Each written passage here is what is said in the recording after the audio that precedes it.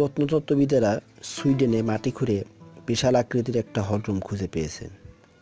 ধারণা করা হচ্ছে ভাইকিংদের রাজকীয় পান আর ভোজসভার আয়োজন করা হতো এই হলরুমে। ভাইকিংরা হলো স্ক্যান্ডিনেভিয়ার সমুদ্রচারী ব্যবসায়ী, যোদ্ধা ও জলদস্যুদের একটি বিশেষ দল। অবশ্য উঁচু মাটির ঢিবি দেখে এটিকে প্রথমে কোনো সমাধিক্ষেত্র হিসেবে ধারণা করা হয়েছিল, কিন্তু স্টকহোম ইউনিভার্সিটি আর উমেয়া ইউনিভার্সিটি থেকে অধ্যাপকেরা এসে শুরু করলেন নতুনভাবে গবেষণা। কাঠামোটা আসলে কিসের তা বের করার জন্য তারা এক ধরনের রাডার ব্যবহার করলেন, যা মাটির নিচে কি আছে তা বের করতে পারে। তখনই তারা নিশ্চিত হলেন এটা ভাইকিংদের রাজকীয় ভোজসভার স্থান।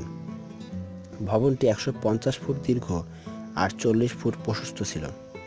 4টি ভিন্ন প্রবেশদ্বার ছিল এ ভবনের। মাঝখানে বিরাট আকৃতির একটি ফায়ার পিট ছিল, যেখানে আস্ত বন্য ভল্লুককে রোস্ট করার মতো ব্যবস্থা ছিল।